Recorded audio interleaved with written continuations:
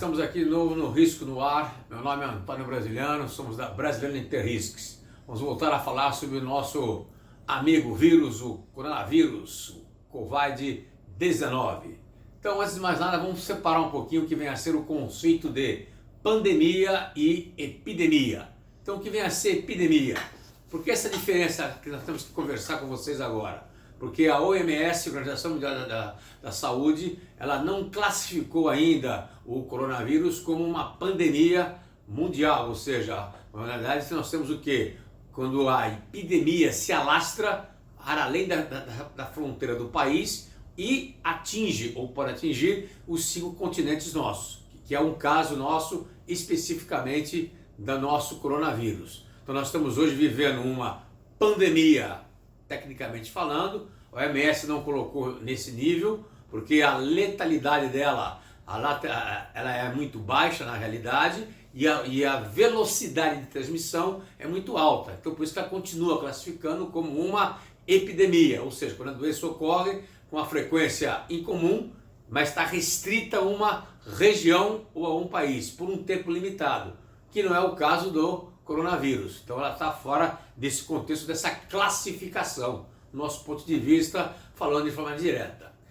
Quando há uma contaminação, por exemplo, no Brasil, de pessoas para pessoas, de brasileiros para brasileiros, tá certo? A gente perde o controle, ou seja, tem uma capilarização do vírus a nível Brasil. Não é o caso nosso, nós temos hoje 3 pessoas que foram contaminadas, mas foram contaminadas do quê? Com o vírus exterior. Então foram vírus exportadores, na verdade.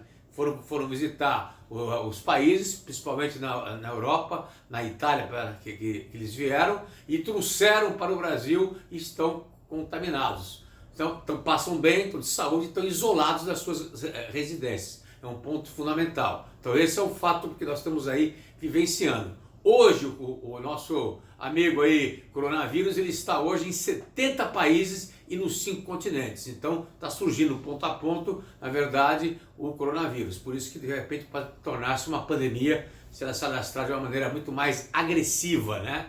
Por isso que a OMS fica pilotando e monitorando de uma forma clara e direta os índices de como que os países vão reagir para conter, na verdade, essa contaminação em massa, tá certo?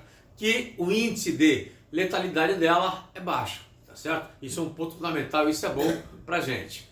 Hoje o vilão da história deixou de ser a China e passou a ser a Itália, tá certo? Por que tem que ser a Itália? Porque ela tem hoje, na realidade, um índice muito alto, né, de contaminação, uma velocidade muito grande de contaminação. O país, para vocês terem uma ideia, tem mais ou menos 3 mil casos, né, de pessoas contaminadas, com 60 milhões de pessoas. Nós somos 200 milhões aqui no Brasil, então nós somos 60 milhões de pessoas.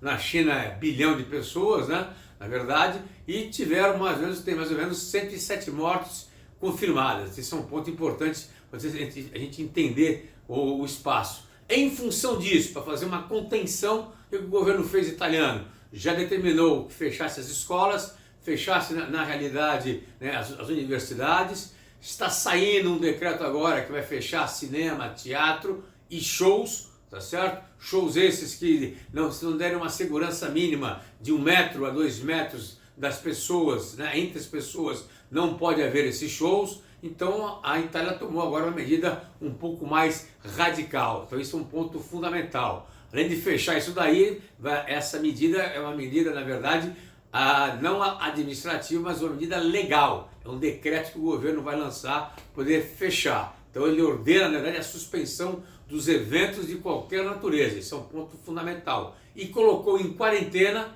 e que em quarentena praticamente faz o que Wuhan foi feito lá na China. Ele cerca a cidade, lá não é o caso de cercar, mas foi comunicado que a cidade está em quarentena, que, ou seja, é um epicentro, na verdade, tá certo, de uma expansão de vírus, que é o quê? É o norte da Itália como um todo. Então são, na verdade, a região de Emília-Romanha, Veneza, Lombardia, Veneto, Piemonte, todas essas regiões estão do norte da Itália, especificamente falando. Então o norte da Itália hoje é um epicentro, tá certo, do nosso coronavírus, que está aí vivenciando isso daqui. O surto do vírus já fez com que países como Israel, Japão, Alemanha, Estados Unidos, França, Coreia do Sul fechassem suas escolas temporariamente e suspendessem as aulas na tentativa de combater a doença. Então esses países também tomaram essas medidas consideradas radicais. No Brasil, até o momento, nós tivemos 3 casos aí confirmados, até ontem, dia 4 de março, tem um 4º caso que ele está esperando ainda uma contraprova, tá certo? E temos em torno de 531 pessoas aí suspeitas, tá certo? As 3 pessoas contaminadas vieram ou passaram, né, por países da Europa, especificamente vindas da Itália, passaram na Itália. Os contaminados não estão em hospitais, é uma política do Brasil, as pessoas que passam bem e estão, na verdade, com um surto, na verdade, leve, na verdade, fica na sua casa em isolamento. Isso é uma estratégia até boa, porque você não fica no hospital, não toma o leito de alguém que pode ser mais grave, e ao mesmo tempo não corre mais risco de ficar mais infeccionado ainda, mais ainda contaminado com os vírus dos hospitais, tá certo? A 3ª pessoa que está infectada pelo vírus, né, é uma menina de 13 anos, tá certo? Que foi passear em Portugal e na Itália e acabou sofrendo, essa adolescente, uma lesão, e ela sofreu, na verdade, uma cirurgia no hospital italiano. Então, com isso, ela veio para o Brasil, voltou dia 1º de março para o Brasil, foi da emergência portuguesa aqui em São Paulo, foi fazer, na verdade, um tratamento. Os médicos lá resolveram fazer o quê? Não tinha nenhum sintoma, 0 de sintoma, e eles resolveram fazer o teste, o exame, para poder retirar as dúvidas. Mas fizeram com um laboratório não oficial, tá certo? Não com um procedimento padrão que o Ministério da Saúde recomenda. Quer dizer, ela não tinha nenhum tipo de sintoma, tá certo? Foi feito o exame, deu positivo o exame, como o laboratório não era oficial, tem que exigir uma contraprova do laboratório oficial, que um deles é o Adolfo Lutz. Estamos aguardando para saber se é ou não é, a 4ª pessoa aqui, e é de São Paulo, que está tendo um caso aí do coronavírus. Então São Paulo está sendo aí a cidade que está, teoricamente falando, tendo o maior número de pessoas contaminadas, vindas de fora. E tem que ser, porque o aeroporto de Guarulhos, o maior aeroporto do Brasil, é o que recebe o pessoal vindo de fora, tá certo? O nosso ministro da Saúde, Luiz Henrique Mandetta, disse que a coleta foi fora do padrão e que é praticado nas unidades de saúde pública, quer dizer, fora desse padrão. E que tem como procedimento investigar o quê? Casos com ao menos 2 sintomas. Então, com 2 sintomas claros, evidentes, febre alta, atividade respiratória ou tosse, tá certo? Pessoas que vieram de países, né, com essa transmissão local, faça o exame e aí sim você pode ter uma comprovação. Fora disso, pode ser um resfriado normal ou, na verdade, uma pneumonia normal, que é o dia a dia nosso que acontece aqui no Brasil, tá certo? A recomendação da OMS, né, Organização Mundial da Saúde, é funcionários, pessoas que vêm de áreas ou de zonas, né, consideradas de risco, ou seja, onde tem o coronavírus, exemplo, Itália hoje, exemplo, França, por exemplo, ou lá da China, tá certo? Qual é o ideal a fazer? Passem 14 dias nas suas residências fazendo no home office, obrigatoriamente. Por quê? Que é o tempo, na verdade, que você está incubado com o vírus. Se em 14 dias não acontecer nada, você pode estar voltando ao seu trabalho normal. Isso é uma sugestão, tá certo? Hoje nós temos aí mais ou menos 31 países que estão sendo monitorados. Entre eles entra quem? Alemanha, Argélia, Austrália, Canadá, Coreia do Norte, Coreia do Sul, Croácia, Dinamarca, Emirados Árabes Unidos, Estados Unidos, Finlândia, França, Grécia, Holanda, Irã, Israel, Japão, Líbano, Malásia, Noruega, San Marino, Singapura, Suécia, Suíça, Tailândia e Vietnã. Então a quantidade de países que são monitorados, ou seja, países considerados como, né, vulneráveis, né, ao coronavírus, são esses que a gente acabou de falar. Ao todo no mundo são 70 países que estamos aí vivenciando aí a contaminação, ou seja, então esse é um ponto importante. Um outro ponto importante é que não está comprovado aqui no Brasil, embora com a 3ª confirmação que nós tivemos do coronavírus, a circulação sustentada do vírus em território brasileiro. O que é essa sustentação, né, ou a circulação sustentada do vírus? A transmissão de brasileiros entre brasileiros. Por quê? Porque os 3 que foram, né, considerados como contaminados vieram com vírus já de fora. Não houve, na verdade, a contaminação aqui no Brasil. Então isso para nós ainda é um ponto positivo, tá certo? Como foi falado ontem pelo próprio ministro da Saúde, né? A medicina não é uma ciência exata. Então 2 e 2 nunca vai ser 4, pode ser 4,5, 4,1, 3,8, isso ele tem razão. Então depende muito do contexto, dos cenários, e aí a gente vai tomando as devidas providências, tá certo? Isso é um ponto importantíssimo, tá certo? Houve uma mudança também na metodologia de verificar quem é suspeito e quem não é suspeito. Com essa mudança também, da mesma maneira que a OMS fez com a China, né? Houve um aumento claro, né? De quem? Dos suspeitos, né? De quem tem, na verdade, o coronavírus. Deixaram de fazer alguns exames, tá certo? Isso é um ponto principal. E hoje no mundo nós temos quantas pessoas contaminadas? Em torno de mais ou menos 90 mil pessoas contaminadas, 87.137 mais ou menos, né? 90 mil pessoas, e o número de mortos em torno de 3 mil pessoas que já morreram. Então são dados que já são dados relevantes, mas ainda a letalidade ainda é considerada como uma letalidade baixa, né? A OMS, em função dessa circulação, desse volume um pouco mais alto, ela considerou o nível global como um nível considerado de criticidade muito alto. Então isso é um ponto importante. Qual é o impacto que isso está dando agora na nossa economia? O risco que isso está dando na economia mundial? Então, na verdade, a Organização para a Cooperação e Desenvolvimento Econômico, né, a OCDE, ela reduziu no dia 2 de março, há 3 dias atrás, a previsão do crescimento global de 2,9% para 2,5%. Então caiu 0,5%. Em função de quê? Do impacto do vírus. Então a questão do vírus, a diminuição da produção econômica nossa, tá certo? Dos nossos insumos, mundialmente falando, está levando para baixo. E o PIB mundial, né, pode ser até negativo nesse nosso primeiro trimestre. Pode cair 1,5%, inclusive 1,5% em 2020. Então isso é um ponto importantíssimo, uma situação grave. Por que grave? Porque mexe com a economia mundial como um todo e mexe com nós brasileiros, né? A contração da China, né, é sentida no mundo inteiro, porque a China era o celeiro, na verdade, de várias cadeias do supply chain para N tipos de indústrias de maneira clara e direta. Então várias cadeias de suprimento estão sofrendo com isso de maneira clara. Esse é o maior risco econômico, do meu ponto de vista, do coronavírus aí, em termos gerais, para a China. É a interrupção hoje de peças que abastecem as fábricas. Peças essas, né, incluindo aqui no Brasil, esses componentes são chamados o quê? Bens intermediários. Então, bens intermediários, sem os bens intermediários, várias fábricas, né, vários negócios estão ficando o quê?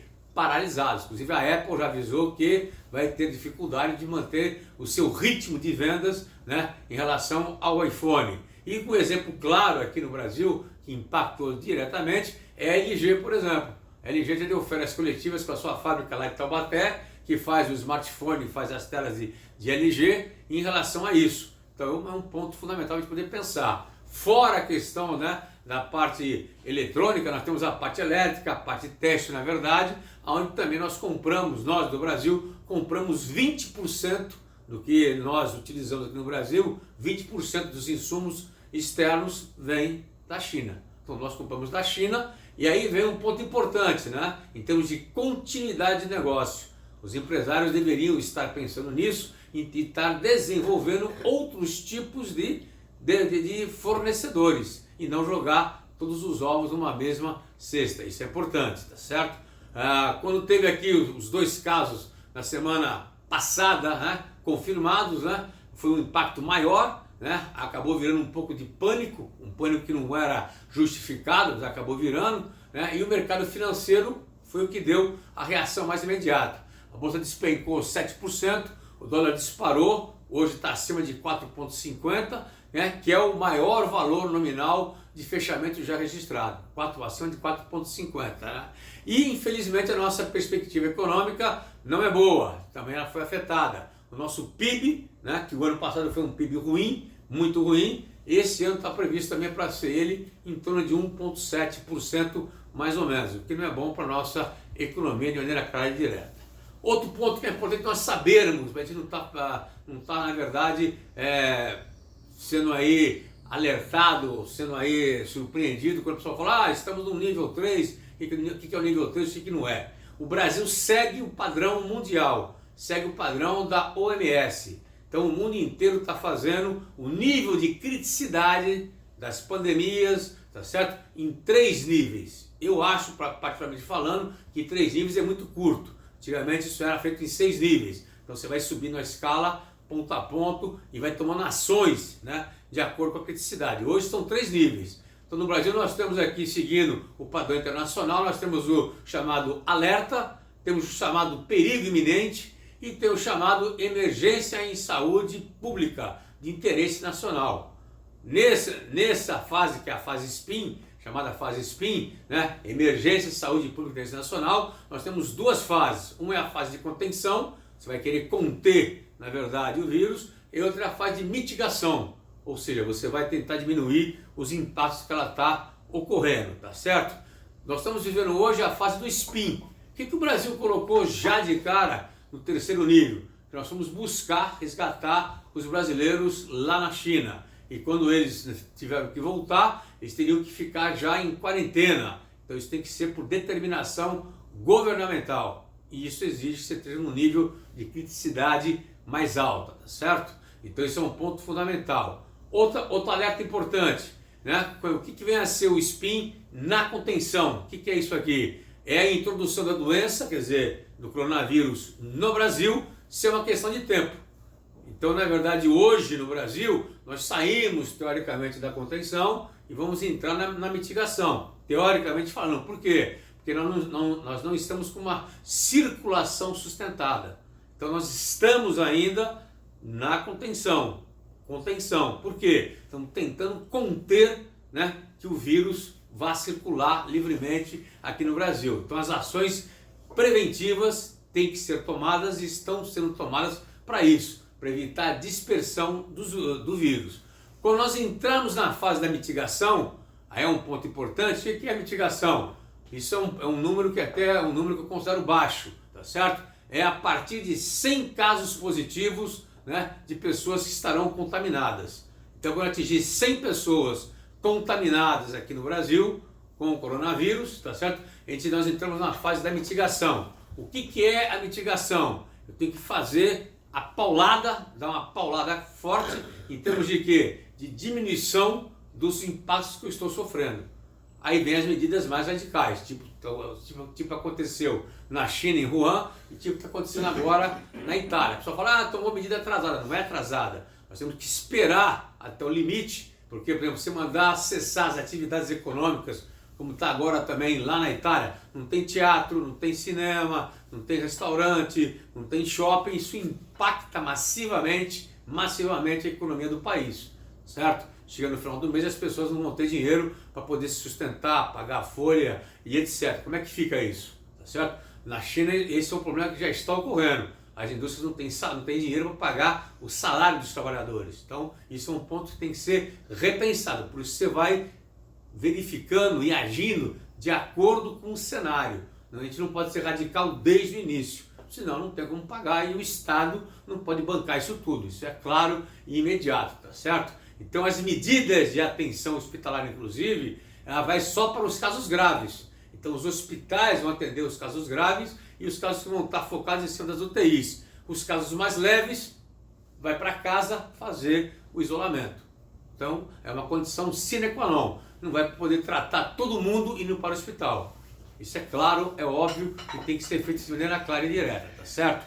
Frente a isso, esses 3 níveis de resposta que o Brasil tem, quais seriam os cenários, né, que nós temos pela frente em termos de coronavírus? Então nós, da Brasiliano Interrisc, nós elaboramos 3 cenários. 3. Primeiro cenário, o Brasil tem um estado, né, pandêmico generalizado, ou seja, o vírus tem uma circulação sustentada, tá certo? Então aqui virou, na verdade, todo mundo está contaminado ou está em quarentena. Isso é um ponto fundamental. Segundo, o Brasil, os órgãos governamentais decretam, igual aconteceu na Itália, aconteceu na China, a suspensão, na verdade, de quê? De transporte público, para tentar conter, né, a disseminação do vírus. Suspende teatro, cinema, shopping, restaurantes, ou seja, não pode ter aglomeração. Então isso é um ponto importante para as empresas pensarem. Como é que eu vou trazer os meus funcionários se eu não tenho transporte público? Como é que eu vou fazer isso daí? E não adianta querer contratar ônibus. Por que não? Porque o objetivo é não ter o quê? Aglomeração, concentração. Então eu tenho que montar, por exemplo, um plano de carona, tá certo? E tem também um último cenário que seria o quê? O Brasil na fase de mitigação, tá certo? Ou seja, com mais de 100 pessoas contaminadas ou infectadas, tá certo? Aí cria-se o quê? Medidas mais radicais. Ele pode chegar e falar, vamos suspender hoje as atividades que não sejam atividades essenciais. Então empresas ou indústrias que não sejam essenciais, exemplo, energia, água continua funcionando. O restante para, vai todo mundo para casa durante 10, 15 dias, para dar uma abaixada na velocidade dessa contaminação. Pode acontecer isso aí, pode acontecer isso daí.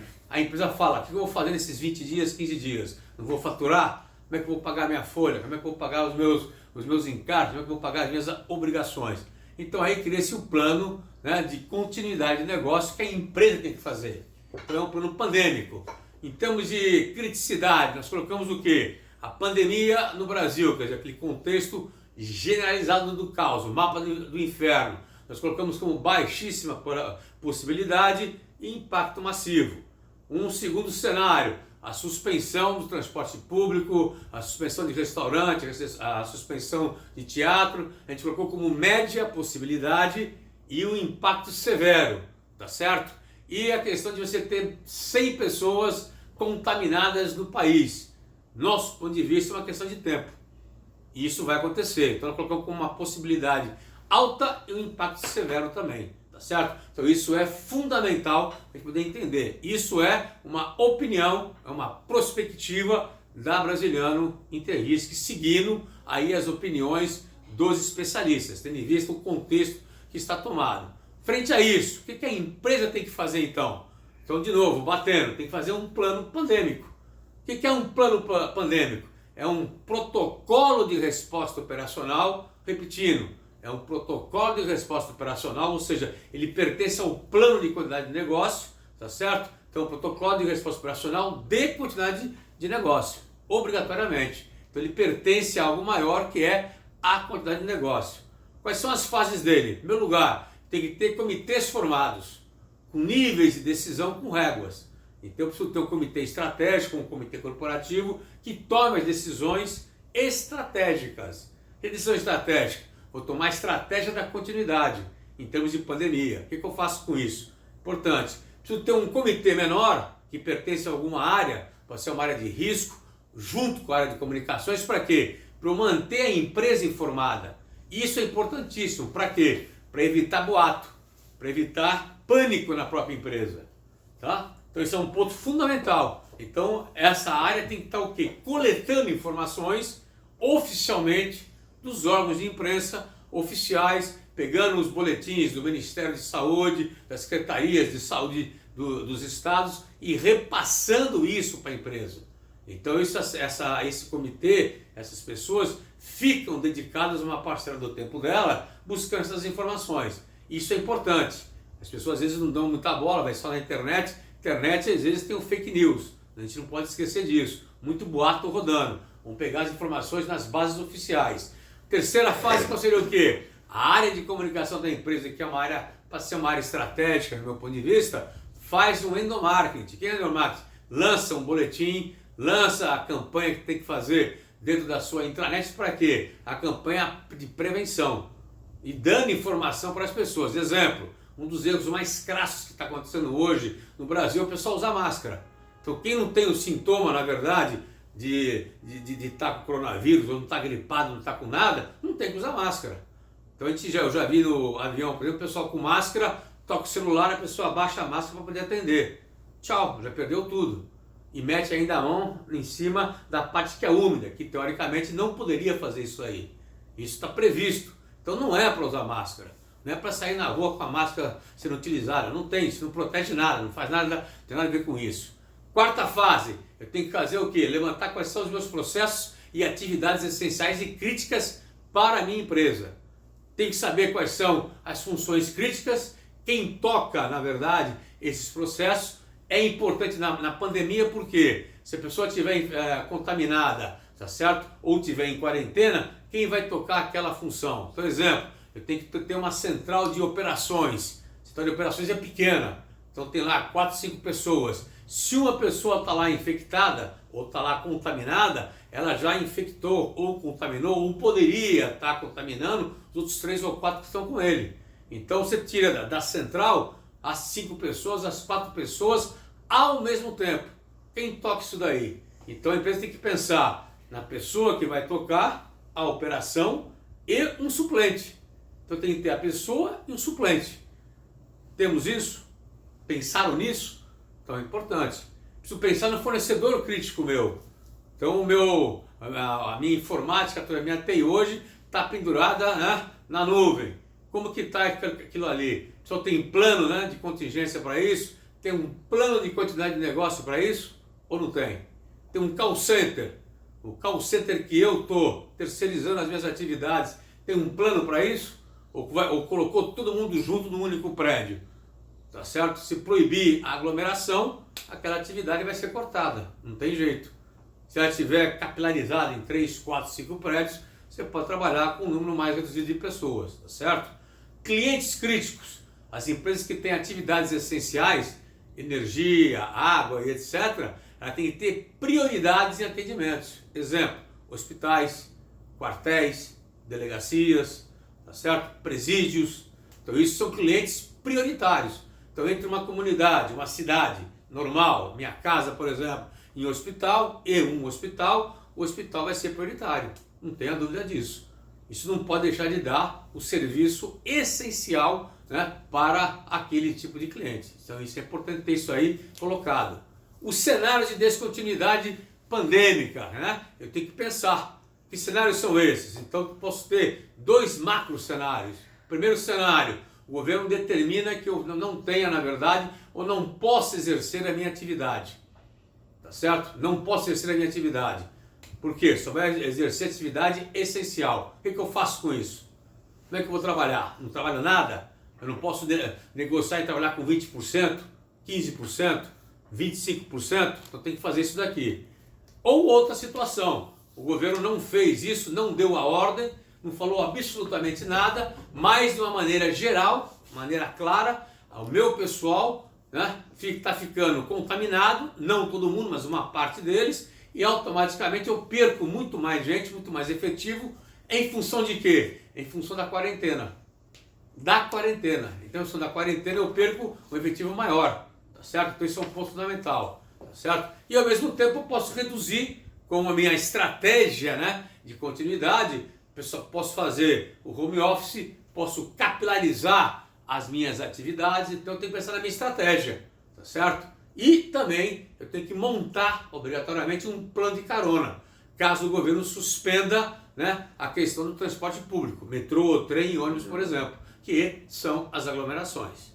Bom, pessoal, eu queria dar essa dica para vocês. Ficou meio longo o Risco no Ar hoje aí, mas eu queria falar desse contexto como um todo, tá certo? Estamos com 3 pessoas aí hoje contaminadas, talvez uma 4ª que vai sair hoje ainda, no dia 5 de março, o resultado aí da contra-aposta, da contra-resposta que eles vão ter que ter, na verdade. Isso é fundamental, do Adolfo Lutz, para você ver se tem ou não tem, mas não é para ninguém entrar em pânico não. É tranquilo, ele vai ver normal, e por favor, sem máscara, hein? Ando na rua, eu viajo muito de avião, o pessoal coloca máscara e motivo nenhum, ok? Espero que vocês tenham gostado, até o próximo Risco no Ar. Muito obrigado.